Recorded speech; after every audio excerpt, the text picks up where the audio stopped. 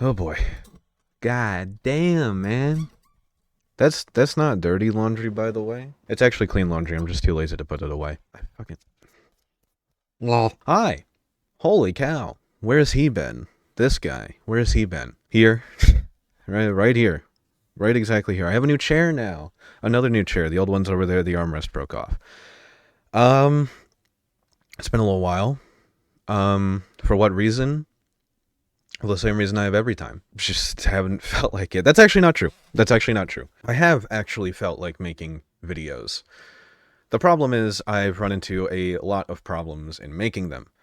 I wanted to make a sort of clip dump with a bunch of my metal clips, but they would all have watermarks. The quality was terrible. It didn't work out. I wanted to make a video out of a VOD of mine. I forwarded it to my buddy Jason. But because the VOD was in variable refresh rate, it caused some problems in editing, and we never got it resolved. I still want to make a video on an Ocarina of Time randomizer, but I still have yet to do that, and I have to record it, and I don't know how I'm going to edit it, because editing's not really my thing, and the whole point was that Jason was going to edit it, blah, blah, blah, right? So I've had some difficulty. But there is a video that I can make on my own, and this is not an easy video to make. I'm not dying, don't worry about that. But I have been struggling. I've been stressed. I've been so distraught with the state of things recently. I've had a lot to think about, just in my personal life, especially, but as well as with the state of the world, the direction we're taking, what this all means for my future livelihood. The connotations it has on my current livelihood. Let's rip the Band-Aid off. It's politics. Wow. Not all of it. Not all of it's politics, but I want to make it pretty clear from the get-go what this video is going to be about. And if I'm not mistaken, the title of the video will be something along the lines of, it's no longer a matter of opinion. And I truly believe that with the direction that our lives are taking, and the direction that the people in power are moving in, the way you think about everything happening around you is no longer a matter of opinion. It's right and wrong. And that's something I want to discuss, because there is a lot of wrong. There's some right, but it's very, very far and few between. There's a lot of wrong. I have a very long script for this video, so you're going to have to bear with me. If it looks like I'm reading something, it's because I am. This is off the dome right now, though. I don't want to ramble too much. I might throw out random things I remember, but for the most part, this is going to be as I wrote it in my script. This may even just be a draft for now, but I have to talk. I want to discuss the state of the world, the state of my country, and the state of my home life, and how all of this has been affecting me. It's no longer a matter of opinion. It's a matter of how far you're willing to stretch the boundary of what is and isn't acceptable. It's a matter of how much you will tolerate for the sake of falsely promised gains. It's a matter of how much you're willing to ignore to keep pretending nothing's wrong. It's a matter of what you're willing to justify to keep our so-called safety and well-being a priority. The facts are right in front of us. The evil is undeniable. The lies are falling apart right before your eyes, but are you willing to believe it? Or are you going to cling to what you already knew? The choice is yours, of course, but every choice has consequences. Choosing what you will or will not tolerate has consequences. Choosing to be complacent and accepting has consequences. Choosing nothing at all has consequences. Action and inaction have consequences. So, I am choosing to make this video in the hopes that the consequences of making it are a net positive. I'm willing to speak my mind. I have no one else to speak it to that hasn't already heard it. So now you get to. Don't you feel special? Let's start smaller, with my home. I have been tolerant as long as I can. I've tolerated my family, I've tolerated their beliefs, and I've tolerated the consequences of my tolerance. I currently live in my grandparents' house, and have been for the better part of almost 7 years. In my time here, I've become a much different person than when I first arrived. I've changed and grown and seen so much in my years on this earth, and I'd like to think I've changed for the better. I pay more attention to the things going on around me. I pay more attention to the things that they say to me or that they say around me. I pay more attention to what's going on in the world. I pay more attention to my own well-being. Overall, I pay more attention. This has had lasting consequences. By paying attention to what my family says, specifically about the world and the people around them, I've learned that they are hateful, they are prejudiced, they're complacent, and yet they think they're the victim. The victim of what, you may ask? In terms of the things they talk about, not much. Let's start with hate. It's going to sound corny, buzzwordy, but I will put this all into perspective. They hate immigrants, they hate the trans community, they hate the left, and they hate peace. Buzzwordy, I know. And that was a lot. There's a lot of terms I just threw out. So let's break that down. Okay? First off, they hate immigrants. What do I mean by that? It's not a direct hatred. It's a hatred rooted in belief. They believe that any and all illegal immigrants are criminals who have surrendered their rights as people simply by entering the country illegally. They no longer refer to immigrants as people. It's always illegals, criminals, gang members, drug dealers, etc. But not people.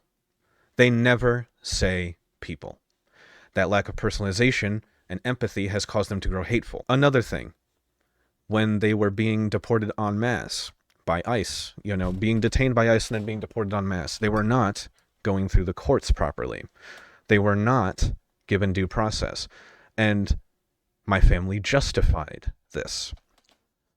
A lot of this justification was rooted in, well, what about that one guy who set a woman on fire in the subway? Yeah, that guy was crazy. He should face the fullest extent of the law. But he just so happened to be an immigrant, didn't he? An illegal one at that, if I'm not mistaken. And so that just created more ammunition, more narrative, more emotional backing to say they don't deserve to face the full extent of the justice system. We just need them out immediately.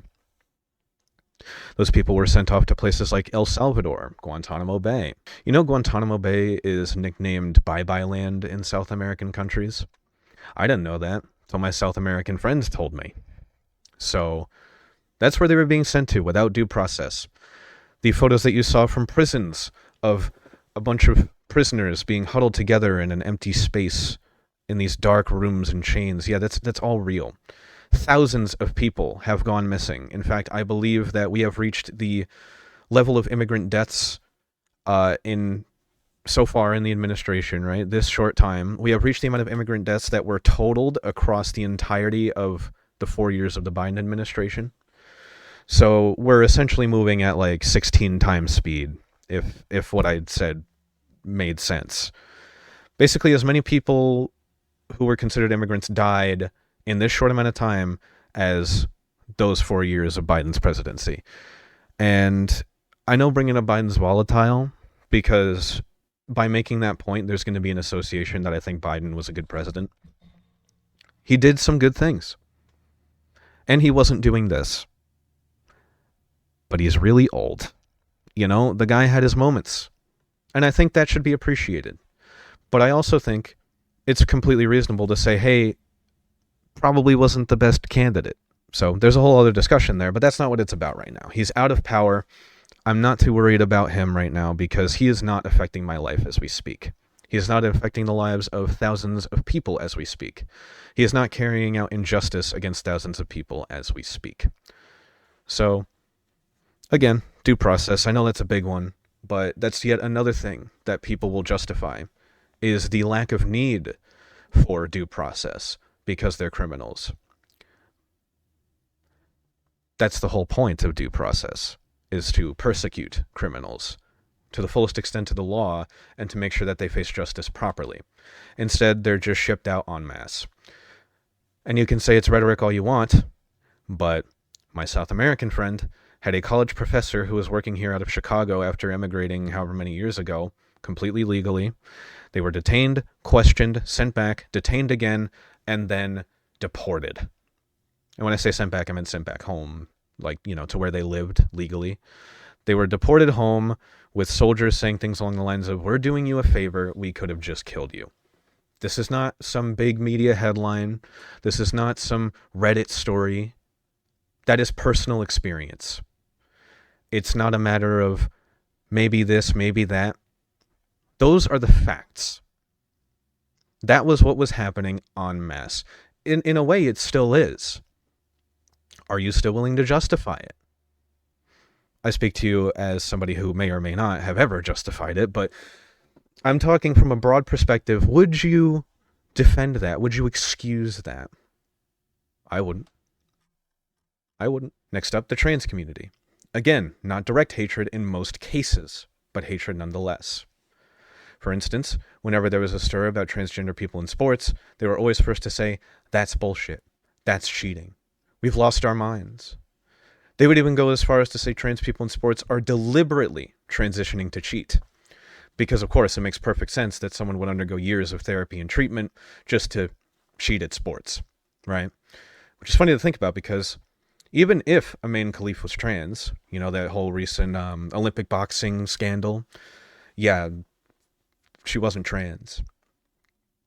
Believe it or not, she wasn't trans. Even if she was, the fact of the matter is, if you're a better fighter, then you're the better fighter. You can talk all day about men stronger, advantage, baby testosterone. But the average man could not beat a female boxer in the ring, and that is fact. Not a chance. And to discredit the skills of this individual under the incorrect pretense of them being trans is vile, it's hateful, and my family follows the same hateful trend. They hopped on the train of transgender students in women's sports, an event that happened at maybe one school, that I could find on the internet at least. It sparked an outrage in the sphere of women's school sports. Instead of operating on fact, they operate on a story, effectively creating restrictions and guidelines for less than 1% of the people in the country. And it wasn't to give them a space to compete. It wasn't to give them a more fair playing field or anything along the lines of what they were arguing. It was to exclude them entirely.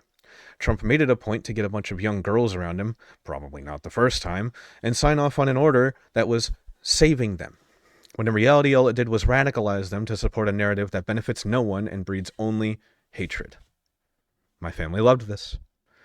Trump won the election last November, and it was around Thanksgiving time that they were talking about people not inviting their Republican family to Thanksgiving, and my mom says, "What happened to free speech? What happened to freedom of choice?" That kind of thing.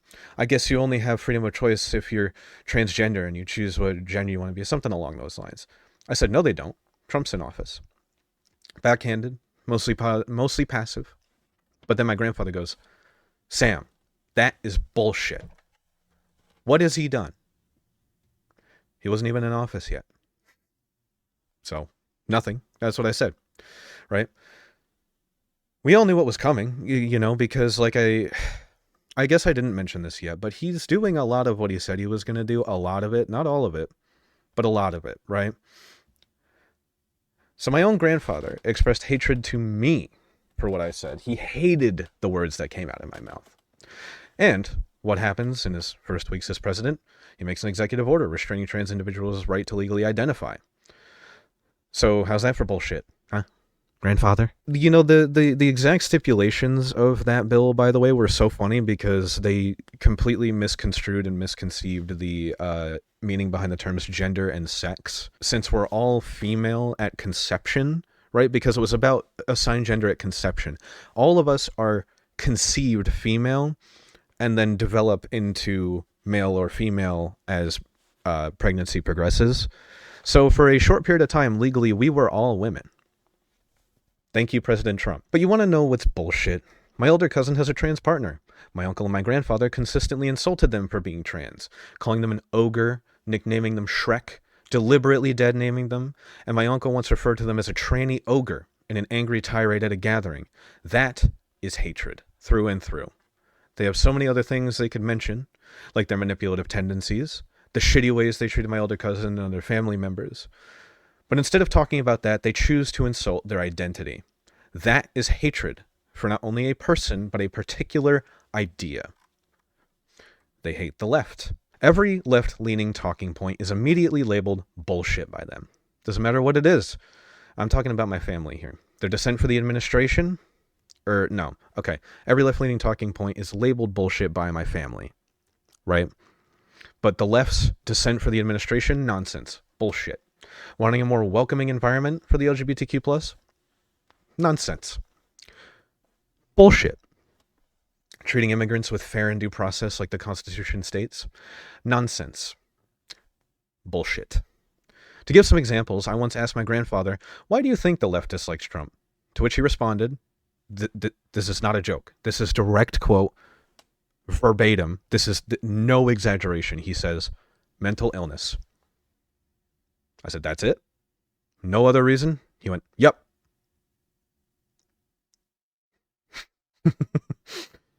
Oh, God. I've heard him multiple times on the phone discussing LGBT and calling people nuts and the like. My mom, when I presented to her a video of some of the wrongdoings of the current administration, she said that we needed a little authoritarianism to get this country back on track. Baffling if you ask me, but okay. Every leftist talking point is met with, "Yeah, well, Ma, they want criminals in my neighborhoods, and they want to kill me. They want to kill me. They hate me. They want to kill me. They hate me. Rah, nightmare, nightmare." It's that very mentality that makes people not even try with you. You're so deep in your own paranoia of differing talking points that you won't hear any of it because you truly believe that every liberal wants to see you skinned alive. It's something. It's astonishing. I'm out of water. But you heard what I said there, right? My mom said we need a little authoritarianism to get this country back on track. She is justifying authoritarianism. She would sooner justify authoritarianism than communism.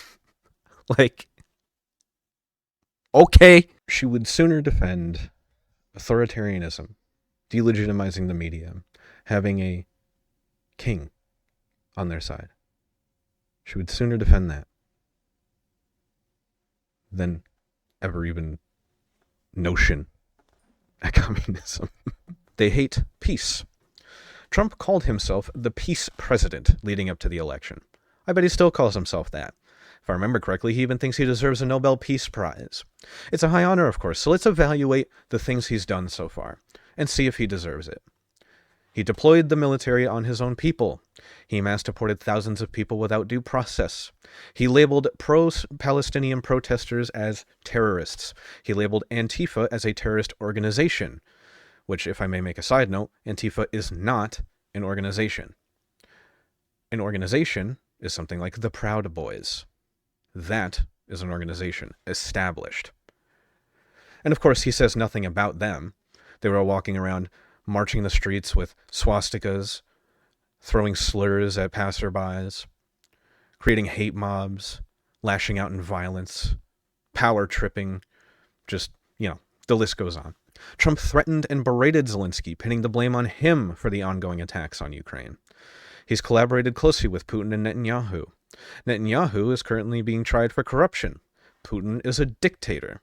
There have been several comments made by our administration stating that being anti-Israel is anti-Semitic, and that there would be consequences for such thought process. The administration refuses to release the Epstein files. Shocker. And Trump openly mocked the idea that people were still concerned with it.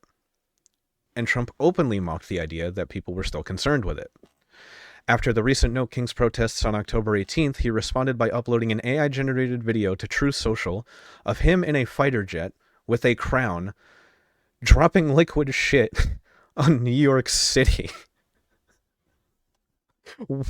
Like, I'm not kidding. This is not a joke. This seems like a bit. It's not a bit. This is really happening. This is all happening alongside, who is it on Twitter? Is it Department of Homeland Security arguing with Hood Genius? Posting, like, TikTok edits, like, little dark age, that kind of stuff, with, like, ice and stuff. They posted some mysterious ass image of, like, black people in crystals. That was interesting. That was cool to see. That was really awesome. Others posted AI videos of him receiving a crown and robe, crowning him king. J.D. Vance, for instance. They owned the libs, they own them. They own the libs by confirming their suspicions. by just straight up being like, yeah, you're right. All right.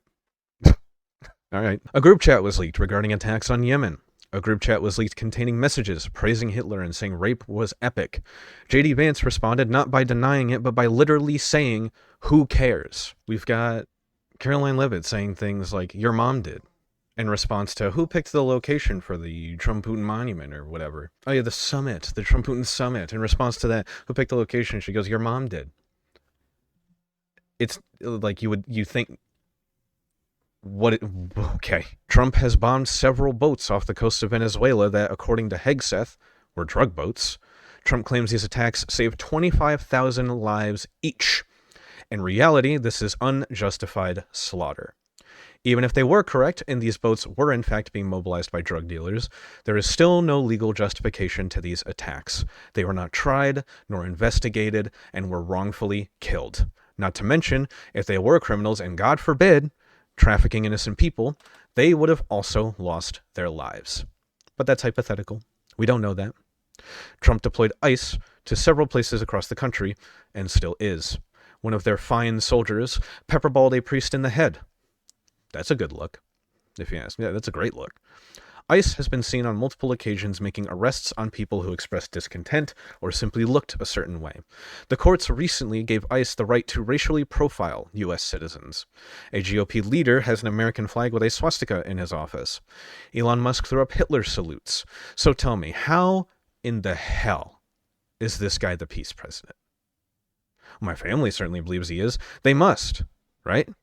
Or else why would they defend him so heavily, have so much trust in a man who has done nothing but shit in their cereal? I don't know. To add on to this peace talk, my grandfather would much rather defend a man who dedicated his career to encouraging racial profiling, supporting killings in Gaza, saying gun deaths are a necessary evil for the Second Amendment, saying empathy is a new age term and that he doesn't believe in it, and just lying maliciously in general, then just keep the peace. My older cousin and I were talking about Charlie Kirk and how he was very insensitive to the Gaza situation. And my grandfather screams at her and goes, that is bullshit. We'll call her Melinda. That's all that bullshit liberals spew. Lo and behold, they were Charlie's own words, not someone else's. He's an obtrusive asshole who cares not for peace. He later bragged on the phone about how he shut her up. Little does he know it's not because he was right. It's because he's so wrong and so much of an asshole that there's no point trying. She gave up a long time ago. My family has consistently called her crazy for years, and after all this time, I understand why. It's because they're so rooted in their own belief that anyone who challenges them is mentally ill, apparently. Whoop-de-fucking-do. Moving on to prejudice. It kind of goes in line with hate, but there's some differences. Starting with immigrants, as I stated before, they no longer think of them as people, but criminals and monsters. My dearest grandmother, God rest her soul, we were talking months back about my good friend Adolfo, born here, raised here. And she says, I hope Adolfo is here legally. Not out of malice in any way, but out of concern. The reason I bring this up is because of the fact that this prejudice and fear was put into the mind of my sweet grandmother, who was gracious throughout her entire life. It broke my heart. Seeing that prejudice be rooted in her, that fear that she does not deserve to experience. It hurt me. It did. It deeply hurt me. She meant well, but it should never be a fear or a thought. We also need to talk about birthright citizenship while we're, kind of on the topic. If you were born here, you're a citizen. That's it, by default. In Trump's term, there was a move in court made to end birthright citizenship. It obviously did not work, but it happened. As I mentioned earlier, ICE has been given legal grounds to racially profile people. My family supports ICE, and therefore supports prejudice. My family has a distaste for the LGBT, and my grandfather said on multiple occasions that trans suicide rates are higher, not to sympathize with them, but to drive home the fact that he believes they're crazy. If my memory serves me right, I believe at one point he said, they're probably just going to kill themselves anyway, so who cares? My aunt has consistently referred to transitional surgery and therapy as chemical castration, a prejudiced and inaccurate way of thinking. I'm bisexual. Just going to throw that out there, okay? That's got to be on the table for this. The first person in my family I told was my father. And to be very clear, my father is exempt from these complaints. I want to make that as clear as possible. He's a sweet, caring, wonderful father. And when I came out to him, he didn't 100% understand what I meant. But he was cool with it. Later that day, he sent me an incredibly sweet message that if I ever get the time, I might frame on my wall. It's not a joke. It's one of the sweetest things I've ever been told by a person. And that's why I love my father. Because he's loved me his whole life. You know? Despite the separation, he never felt distant. So, good job, Dad. The second person I came out to was my grandmother. She's religious, but she was accepting of me because her love for me matters to her. And she loves me for me. She definitely didn't approve, simply on a religious standpoint, and that's okay. What did catch me off guard was the question, were you ever molested? I was floored. Turns out there's a very common theory that molestation is what makes people gay, or at least is a common denominator. Contrary to that theory, I have never been molested. If I was, my family would know. Again, another bit of prejudice that my sweetest grandmother was lulled into believing. My grandfather, more recently, perpetuated this idea. He does not know I'm bisexual. Due to his attitude, he probably never will. But who knows? Maybe he's already pieced it together. I don't know. I'm not exactly quiet up here, so you never know. My grandfather says all these prejudiced things about the LGBT, and then says he feels sorry for them. They're misguided, they're mentally ill, they're crazy, all that shit. In fact, he's right. Mental illness is high among those communities, but not because they're defying God's will or chemically castrating themselves. It's because of the identity crises and a fear of being who they are. The ridicule, the attack, the punishment of just trying to be who you are is being carried out by our very administration, having no protection whatsoever and no guarantee of safety under the current state of things. That's why the rates are so high. On top of the rates being high, remember how they shut down the what's the official name for it? The LGBTQ youth suicide hotline? They shut that down. And it was also projected to have the highest rate of traffic in its entire lifespan, specifically when, Trump got into office. That should say something. It should. More often than not, my family will say something objectively correct, but interpret it the complete wrong way. This is one of those examples.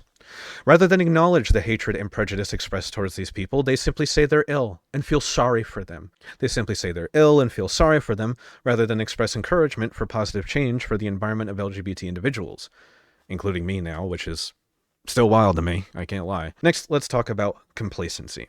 A rampant problem in America, but especially with the right. They're complacent with the state of things. Everything I just mentioned means nothing to them. They think it's necessary. They do nothing to contribute to it, they just believe in it. They don't argue. They just eat the slop they're fed and lash out at anyone who dares convince them they should change their diet. They're caught so deep in a lie they didn't even create. This complacency is deliberate, and it goes both ways. The left is complacent. They're upset, they're angry, they'll gather, but they won't organize and hit the government where it hurts most, the wallet. I'm complacent. Me, this guy talking to you right now, I'm complacent. I could sit here all day and talk all this shit, but I probably won't do anything about it. I gotta eat. So I go to work like the rest of my wage cuck peers. I'm afraid to do anything life-changing. I'm afraid to starve. I'm afraid to fall out of the system. So I stay in it. Because that's scary. And they know that. They know that complacency is the name of the game. They want us complacent. And it worked. I'm complacent. This administration's been feeding off that fear since they started their campaign. Do you think I feel safe or heard making this video? Saying these things, expressing my dissent, you think I feel good about this? Like it'll all go over well? No. But I'm tired of complacency. Small steps are always the most important in our journeys, and this is my small step. I may not make the rest, but by God, if I can just sway some opinions, get people thinking, change some minds, open some eyes, then I will have done my job. I can be satisfied with the fact that I contributed to what I believe in. By speaking out when they threaten your speech, making yourself heard, you are breaking that complacency. So I'm doing what I can in a short time, and I'm proud of that. Finally, let's move on to playing the victim. Really, all I can say about this is just that's fucking hilarious that these people who spend so much energy being so negative, hateful, unproductive, and bigoted have the nerve to think they're the victims. To believe that when people fight back after they've been attacked, that they, as the attackers, are the victims. Free speech, free speech, free speech, until it's about Charlie Kirk. I don't care what side you're on, unless you're on the left. Then you're crazy. Political violence is bad, unless it's ICE. The military, Israel, George Floyd, 2 young girls being stalked and killed for mocking the death of a borderline neo-Nazi. Then that's fine. They do this because their administration does the same thing. Play the victim. Ever heard the administration mention the Democrat shutdown of the government? Or the Democrat delays, despite the fact that Republicans have the majority in every branch of government? They made the choice to shut down the government, and ultimately had the final say. They're simply playing the victim and pinning blame on Democrats for reasons that are entirely untrue. Shocker. They want free healthcare for illegals, they say. I shouldn't have to tell you that that's a lie. Like, do I really have to tell you that? I hope not. I really don't. They simply believe that life-saving care is essential, which it is. And you know what? Let's talk numbers for a second. The U.S. spends around $4.9 trillion a year on healthcare. It's a big number. Big number. A big chunk of that must be for undocumented immigrants, right? The amount spent on undocumented immigrants is somewhere around $14 billion. That's about 0.4%, if my math is correct. Let me double check that. It's around $19 billion. So it's a little less than 0.4%. $14 billion is still a lot, though, right? That's a pretty big number. Sure. But this money is only being spent, and I want you to listen carefully. This money is only being spent on life-saving care. It is perfectly legal to provide health care to undocumented individuals in the event that they are in immediate need of life-saving treatment. Even if $14 billion is a big number, the amount that undocumented people of our country contribute just in taxes alone, which yes, they do pay, is around $98 billion. They make up for the spending by a wide margin, and despite contributing the same way everyone else does, is labeled in such vile ways. But no, my family are the victims. This is more so rooted in the false pretense that undocumented immigrants just get a bunch of shit for free that we have to pay for. There is the slightest shred of truth to these claims, but not in the way they say. Free healthcare for starters is untrue. Free insurance is also untrue. No taxes paid, surprisingly, also untrue. There are programs in place so that when immigrants enter the country under legal grounds, like a lot of Haitians, for instance, they are given access to housing and temporary services in the event that whatever goes wrong while they're settling into getting a career in America. That's it. They just have some programs to get on their feet. And wouldn't that be nice if you wanted to move to somewhere like Italy or Britain or England or France or wherever, and they were just like, hey, here's some housing to get on your feet, and then you just kind of integrate into society? Wouldn't that be awesome? You know, and then like after whatever period of time, then you start paying just like everyone else, because that's how it works. You don't just get to exist for free there. You still gotta find a job and pay for food and blah blah blah. But they won't acknowledge that because the fact that the program exists at all is unfair to them. Okay, whatever you say. So what has happened that is true? Well, prices have gone up, the housing market sucks, and finding a job is incredibly rough. I have a job right now, no thanks to Indeed.com. I just happened to get lucky and had a connection to a place by me. Like, that's literally it. That was how I got a job. If it wasn't for that connection, I would still be jobless, throwing out applications on Indeed, just, shouting to the wind. It must be someone's fault, right? Someone has to be responsible for this. Of course. Yeah, it is someone's fault. Of course it's someone's fault. The fault of the 1% and the atrocious wealth distribution in America. They know that, of course. But they like their money and want to keep it as valuable as possible. Who wouldn't? Who wouldn't? So pin it on the minority. Convince the people to fight themselves rather than the real problem. A classic play, but one that ultimately works every damn time. Manufacturing consent is the name of the game, as stated by System of a Down. Fox News is manufacturing my grandfather's consent despite not even legally being considered news anymore.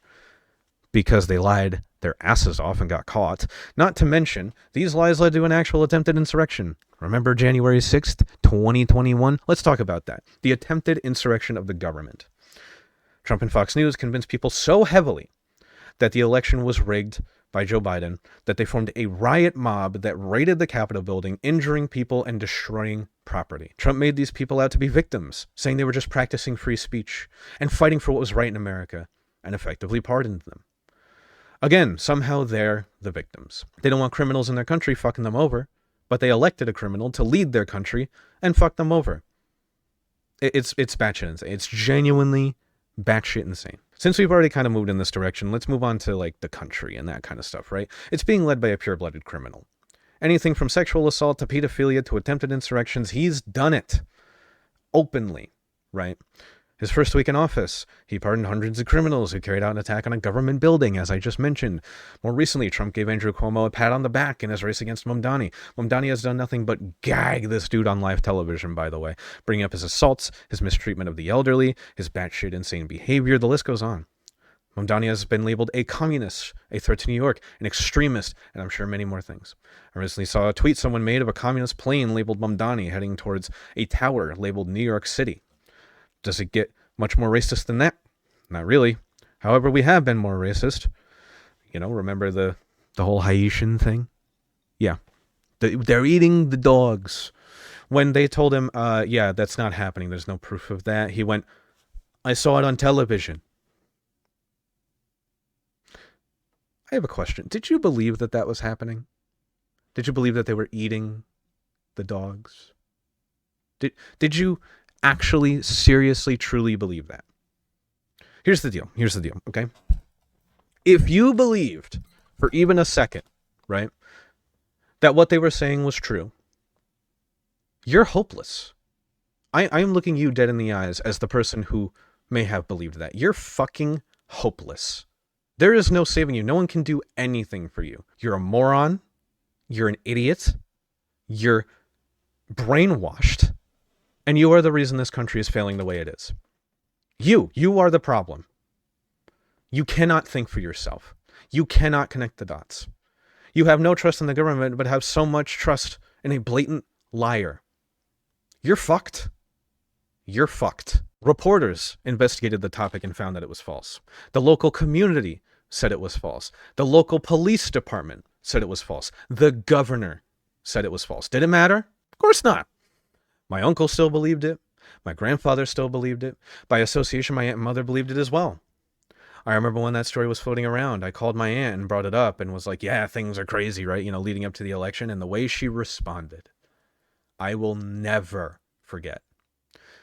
You know, with all this craziness going on and with the way the world is going, I am definitely going to be voting for Trump. My face dropped. I couldn't believe what I just heard. Then my uncle in the background, after she was done talking, went on a tirade about immigrants. That was my first major culture shock. It was all downhill from there. All I could see beyond that was lie after lie, hatred on top of hatred. It was madness. I was watching the state of the world crumble before my very eyes. Trump promised a lot. He delivered on a lot of things, like gutting major government programs, including Medicare, destabilizing the FAA, potentially leading to major crashes due to understaffing air traffic control. But he did not deliver on his obviously hollow promise of releasing the Epstein files. He did not deliver on lowering grocery prices. He did not deliver on being the peace president. And he did not and will never deliver on making America great again. His actions benefit no one. The rampant moves being made in court to limit the rights of the LGBT and crack down on the left in any way they can is not bringing peace. His deployment of the military on his own people is not bringing peace. ICE is not bringing peace. His talks with Zelensky were laughable. They were not talks. They were efforts to discredit him in favor of Russia so Trump could continue to be his good little lapdog. Trump was fighting a trade war with China and ultimately lost. Trump was enacting tariffs. If you have a shred of knowledge as to how those work, you would know that we as Americans pay those tariffs. Trump has pampered Benjamin Netanyahu, a blatant war criminal hiding behind threats of destruction and propaganda. A couple of things about that, right? I remember a while back, there was a sign that was put up, a very large sign that said end genocide or something like that. And news articles were posted, at least one news article I saw, posted anti-Israel imagery being posted at wherever. What? More recently, someone made art of Charlie Kirk being shot and called him a Nazi or something, and libs of TikTok reposted it saying, they want to kill us. Who's us? They called him a Nazi. Who's us? You? They keep self-reporting. It's insane. but of course, slip of the tongue, not what they meant. Yeah, of course not. Israel is a world entity that has committed not only crimes of war, but crimes against humanity in its relentless pursuit of power. Every politician in power right now is bought out by Israel. It's not hard to figure out. We're being controlled like puppets because ultimately that's what we are. Puppets. We're being controlled to put on a show for the 1% while they rob us blind. They make us hate each other or punch down to the people that need help most, to redirect the energy we should be putting into standing up to the tyranny that envelops us. But, as mentioned earlier, we're complacent. We've officially been a part of the second longest government shutdown in recorded history. The shutdown, of course, labeled by the Republican majority as the Democrat shutdown. There's yet another attempt to redirect the blame at immigrants and the left and the LGBT, they're all crazy. The strategy is to shift the blame anywhere else but them. With no blame to take responsibility for, all that's left is trust. I don't trust it, but my family sure as hell does. Look, I could go on for hours about the sheer level of injustice and evil we've seen in these short months under the Trump administration. I could go on for hours about the hatred my family and the people of my country exhibit. I could go on for hours about the lies being fed to us every day. But I'd like to think I've said enough. You can redirect all you want. You can say, well, what about this? Well, what about that? I ask again, how much can you excuse? How much can you justify? How intentionally blind are you to the world that you've allowed to exist? If your answer is not at all, then you passed my little test. But, there's a lot of people who won't pass this test. There's a lot of people who don't see it the way I do. There's a lot of people who will call me crazy. But you know what's crazy? Starlink voting machines. In fact, I'm willing to believe that a majority of people in this country didn't actually vote for Donald Trump. In fact, I think there was major election manipulation, and a lot of it has to do with Musk's involvement, his not only in technology, but in terms of his giveaways and that kind of thing. They were buying out seats in the House, offering people years' worth of salaries or something. I don't remember the full case on that, but that was happening leading up to the election. There was so much blatant manipulation. How much of it can you excuse? How much of it can you say is bullshit until maybe you start to think, maybe they were right. Maybe that was happening. Maybe I just didn't want to believe it. How long? How long can you do it, ladies and gentlemen? Because I can't do what I'm doing any longer. It blows my mind. When I don't understand something, I get frustrated. So when I understand something in its entirety, but I watch so many people deliberately misunderstand that same thing, I lose my marbles. I go nuts. And my own family is falling into the trap. I can't help them. I can't save them. I can't make them see the world any differently than the way they see it. I can't. There is nothing I can do. At least not for them. I can do what I need to do for myself.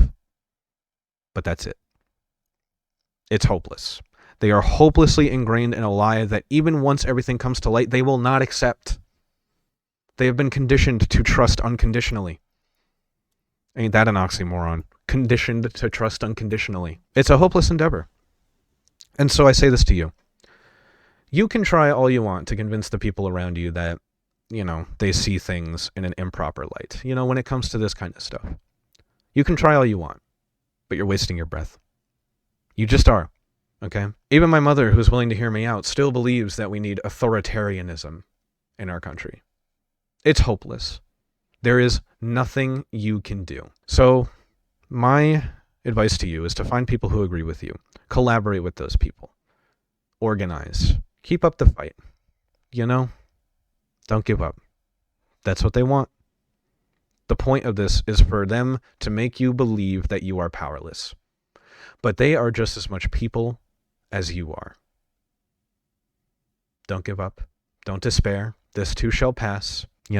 Just like most hardships in life. This too shall pass. But for now, we're just going to have to, suffer. To give some more personal examples, one of my friends lost both their health and car insurance, apparently because they used it twice in the last 3 years. No. They finally scheduled an appointment with a doctor that would be very important for figuring out a certain chronic condition of theirs. They may now have to cancel it because the insurance will not last until the appointment. I have a diabetic friend who is on the verge of not being able to afford their medication, just like thousands, if not millions, of other diabetes patients around the country. They are this close to not being able to afford life-saving medication. And so all the BS Trump wants to talk about of, drug prices are down 300, 400, 500, 8,000 million bajillion percent. They're up. They're up.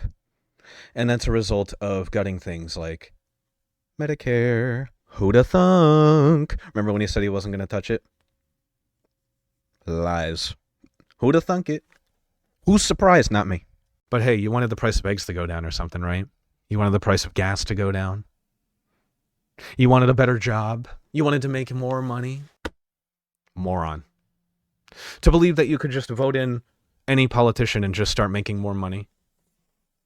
To be better off. That he would just 180 everything and everything would be more successful. With all the attacks he's done to agriculture, including sending money to Argentina, which is one of our top competitors in agriculture, about $40 billion or something like that. He accepted a plane from the Qatari military, and now they're building a war base here or something, like an army base, and people on the right are surprised. I'm not. I saw that coming a mile away. He's accepting bribes. Because at the end of the day, that's what this administration is about. Lining their pockets. Remember Trump coin? Remember all the market manipulation where his billionaire butt buddies made millions, possibly billions of dollars during a certain crash? Where none of us would have ever been able to make even a fraction of what they were profiting. It was all just to line their pockets. They're still lining their pockets. But all the while they are making us hate each other so that we don't hate them. They want us to direct our hate at our environment and our lack of freedom at each other. It is your fault. No, it's your fault. No, it's your fault. It's their fault. Don't look to those around you when you determine whose fault it is. Look up. Look up to the people above you. That's whose fault it is. But then again, maybe I'm wasting my breath. This is going to be a long fucking video. If he made it through this whole thing, I seriously appreciate it. I don't want to edit this too heavily. I'm probably just going to cut out a bunch of dead air or me like burping or coughing or long pauses. All that type of shit. But this is going to be a pretty bare bones video because I just need to say all this. I need to have it somewhere just so that how I feel can be documented, how I feel can be referred to whenever I need it. And it can just be what it is. Because I'm tired. I'm tired of having to repeat myself. I'm tired of talking to the wall that is my family. I'm tired of believing that by staying silent and just sticking to the people around me that things are just going to get better. I'm tired of being quiet. I need to speak. If it's the only thing I ever do, at least I did it. At least I spoke. Because all of this has been draining me. I have so little left anymore. It is just, I am in a state of a hollow routine. But, realistically, things are actually going pretty well. I have a job. I've got great friends. I've got plenty of games to play. I'm satisfied with where I'm at in life. I'm making great progress on my personal health and achievements. But there's just this overarching problem of the future. It scares anybody. The future, we can't predict it. We can make a damn good guess, but we can't say for sure. And the future looks grim. I don't know how much worse things can get before it blows up in our faces. How much worse can it get? How much more can my family tolerate? How much more will I have to tolerate? That's what drains me. My continued tolerance. But the problem is, even if I didn't tolerate it, even if I spoke out, even if I talked back, it would change nothing. And I would have to continue to tolerate it. It's hopeless. It's draining. It's exhausting. And that's the point. It's a battle of attrition. If you exhaust your ability to speak out, then you become silent. And they've won. So I'm not going to stop speaking. I will say this is probably, I don't want to make promises. Like I said, you can't predict the future. This is probably the only political style video you're going to see on this channel. And it's more than likely going to be the only video you see for a very long time until I get new internet figured out or something. We're planning on doing that. So anyways, let me stop plugging myself on a video like this. I don't know. I'm happy with me, you know? I'm getting more comfortable being me. Or at least I'm more comfortable in envisioning who I want to be. And I'm just exhausted at the state of things and how powerless I am to stop it as an individual. It sucks, but who knows? I truly believe that this too shall pass, but it's not going to be easy. So until then, thanks for hearing me out. If you did make it this far, and you have yourself the nicest of days, do your best. Regardless, just do your best to have a nice day somehow, in some way. You had a shitty week? Go get a Rice Krispie treat or something, man. Do something for yourself. Forget about things for a little bit, because you don't have to think about it all the time. You don't. You can think about it in short bursts, but just stay informed. Don't ignore it. Don't be complacent in not knowing. Don't become ignorant. Stay informed. That's all I gotta say. Addendum. Addendum. The Supreme Court is now officially considering taking a case overturning same-sex marriage. This is the first time in history the court has even considered rolling back this right. That affects me. My bisexual self, if I end up involved with a man who I consider to be lifelong partner material, by the time that happens, I may not even be able to make that a reality.